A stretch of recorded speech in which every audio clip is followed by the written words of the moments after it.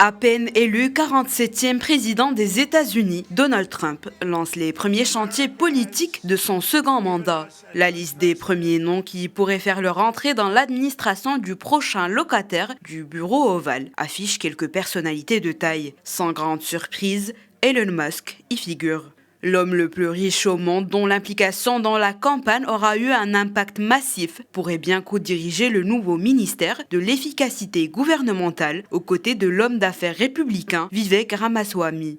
Cette nomination répond à une promesse de campagne et souligne l'intention de Trump d'exploiter l'expertise commerciale dans les opérations gouvernementales. Le neveu de John Fitzgerald Kennedy, Robert Kennedy Jr., candidat indépendant anti-vax qui s'était rallié à Donald Trump dans la dernière ligne droite, pourrait également se voir confier des responsabilités dans la santé publique. Présenté par Trump comme un solide champion de sa vision de l'Amérique d'abord, Mike Waltz se voit élire pour le poste clé de conseiller à la sécurité nationale de la Maison-Blanche. Élu de Floride à la Chambre des représentants, Waltz est membre de 3 commissions stratégiques consacrées respectivement à l'armée, aux affaires étrangères et au renseignement. Trump envisage de nommer le sénateur républicain de Floride, Marco Rubio, au poste de secrétaire d'État. L'influent sénateur d'origine cubaine et vice-président de la commission du Sénat sur le renseignement sera l'architecte de la politique étrangère de Donald Trump, qui a promis de mettre fin aux guerres en Ukraine et au Proche-Orient, sans jamais expliquer comment.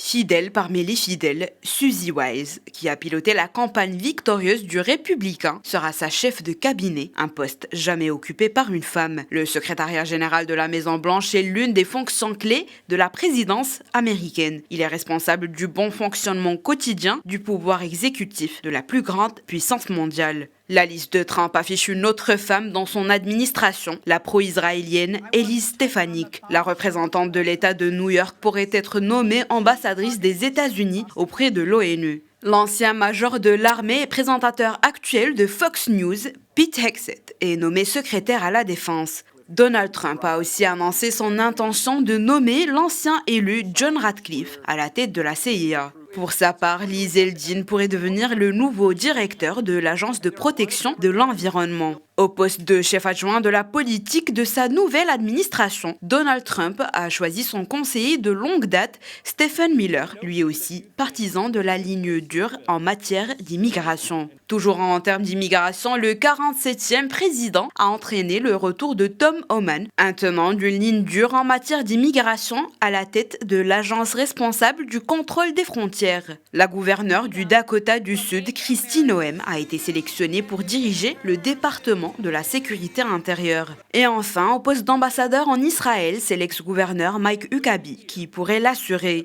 Sa nomination requiert toutefois la confirmation du Sénat où les républicains auront la majorité. Dans le monde trumpiste, les critères de sélection sont classiques. D'abord, la loyauté au chef. Ensuite, la prestance télévisée et la compatibilité idéologique. Trump a déclaré que ces nominations visent à démanteler la bureaucratie gouvernementale, réduire les réglementations excessives, couper les dépenses inutiles et restructurer les agences fédérales. Cela s'aligne avec les objectifs de son administration précédente qui visent à réduire la taille et l'influence du gouvernement.